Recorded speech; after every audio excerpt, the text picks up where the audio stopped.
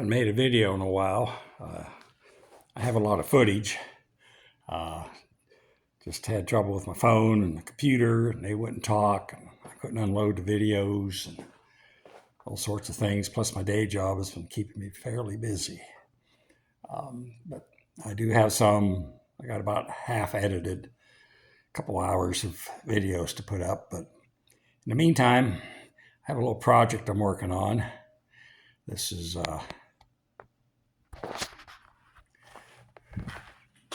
my two condenser fan motors off my son's 5 horsepower condensing unit for the milk tank. Of course, one of the motors went out a while ago, and it's one of those things you mean to get to, never do.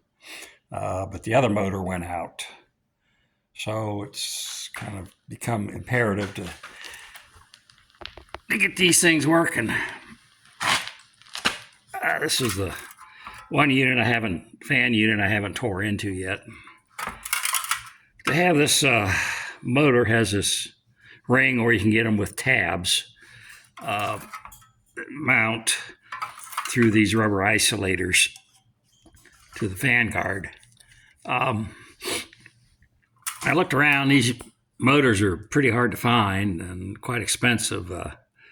I found a place that had one for about $230 per motor, plus about $30 in shipping.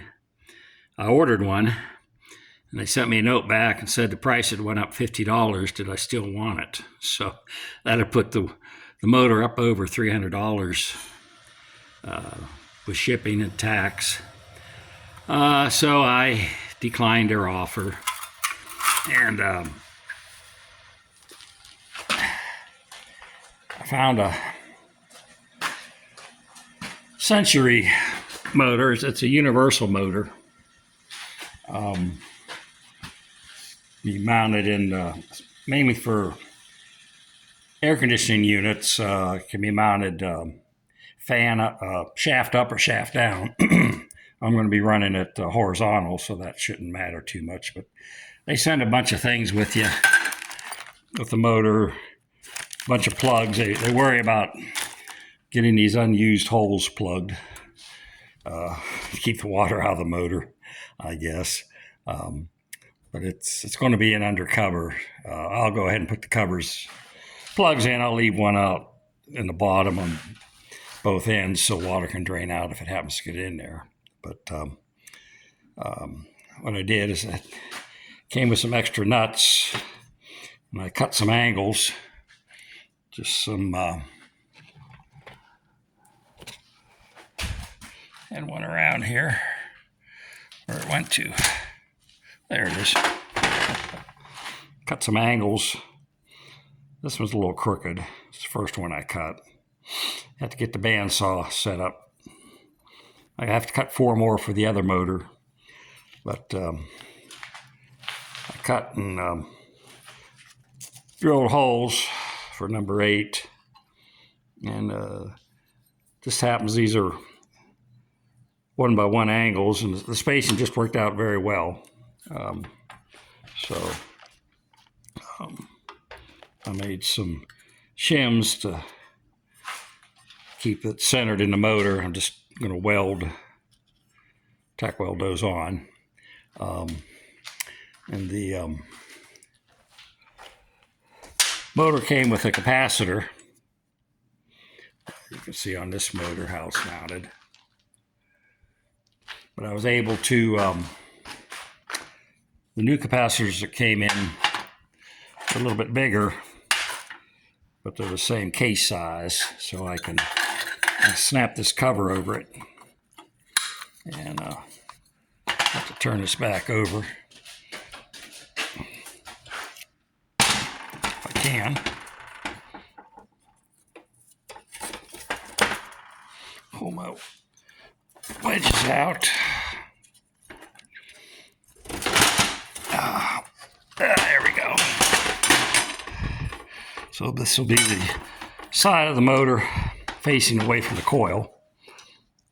It's a draw-through fan arrangement. But I was able to take the strap off the other motor for the capacitor. And this capacitor, I have to snap that cap on. It's pretty hard to get the cap off, so I only snap it on when I'm ready to go. And that'll work pretty good, I think. I'm a little loose there, so I found something to shim it out with. It's a fence insulator.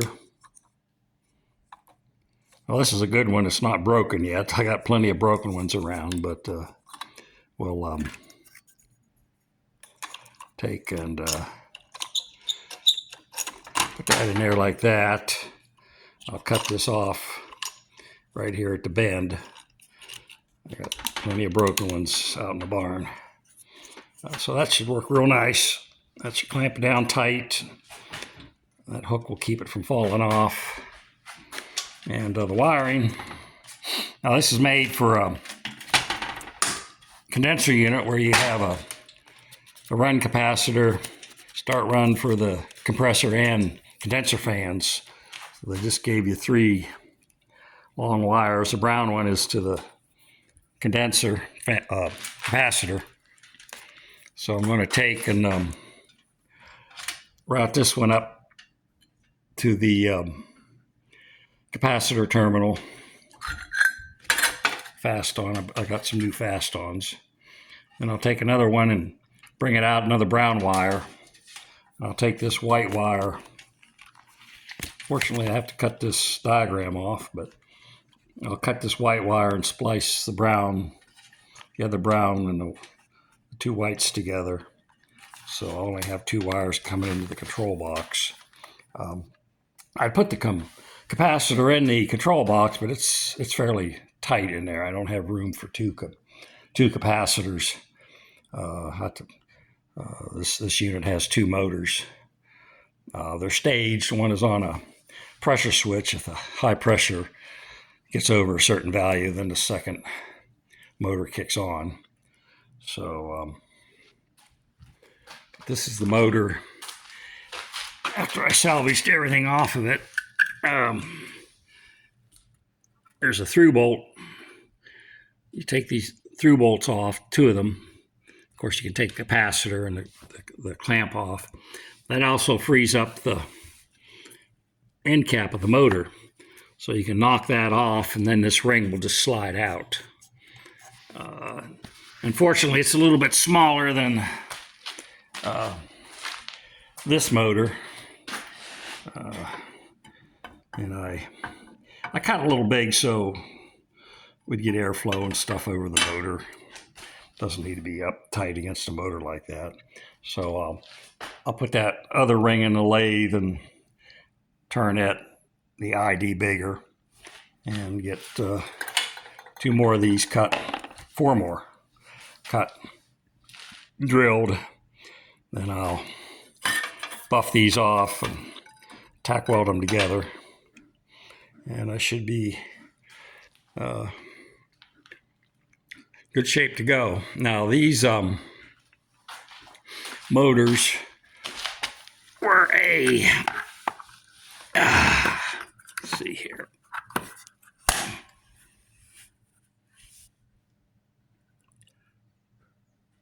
A.O. Smith motor.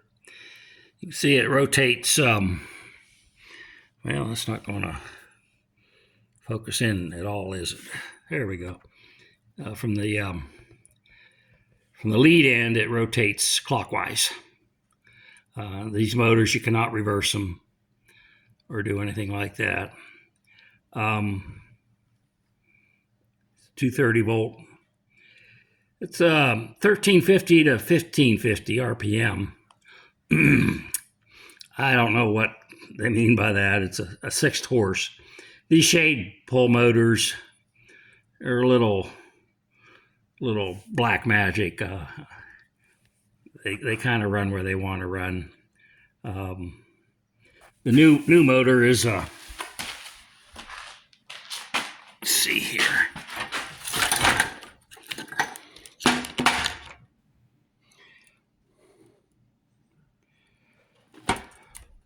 Ball bearing, it's good.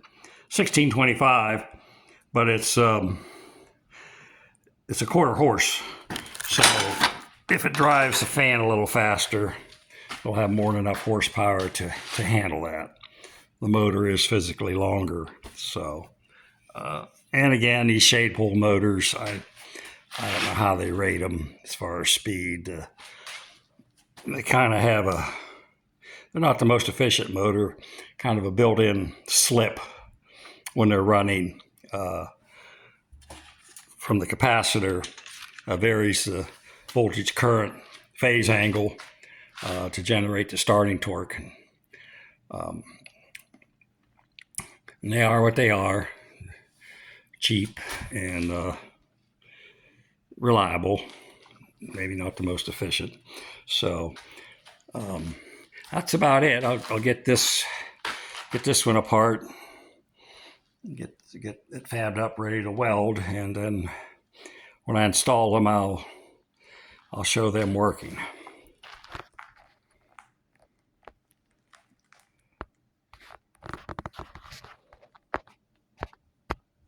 Our motor's ready, all the wiring done. I just have to weld these tabs onto the rings.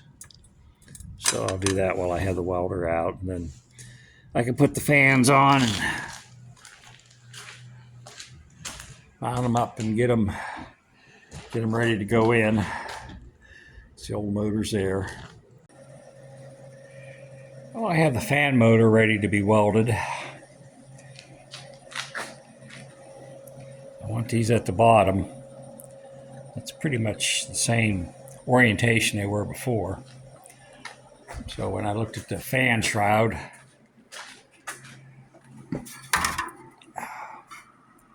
that's the top. So I want the one hole on the left, right near the ground screw. So I orientated this. Of course, this is the shaft side, so I have that on the right. So I got everything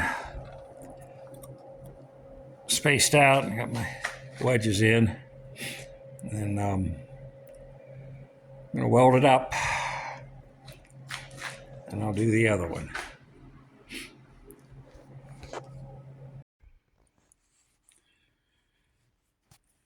Well, things never go quite the way you plan. I got these all welded up, wired up, and all ready to go, and I was going to put the first one together, and I ran into a little problem.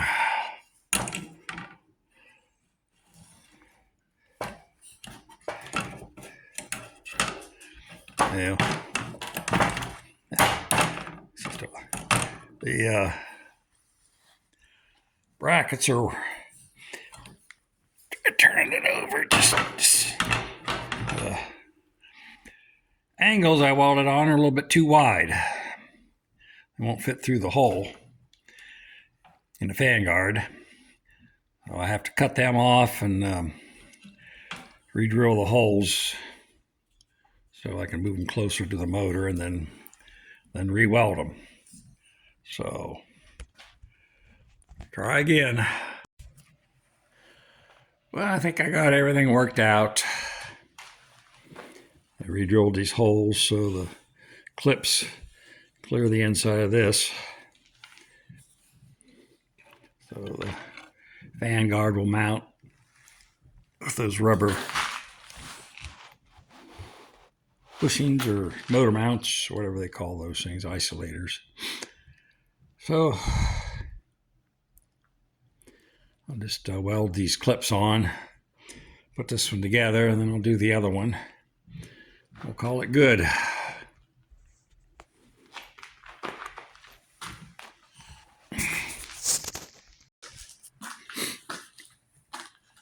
Well, I got them completed.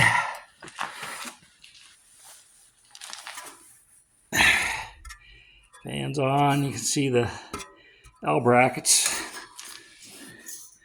They're welded to the original ring. It's mounted on those shocks. I got the wiring all taken care of. The old capacitor covers. I reused those. And so I just have to take it over and put them in. One thing I mentioned, I got this from Harbor Freight. It's a 6-inch grinder.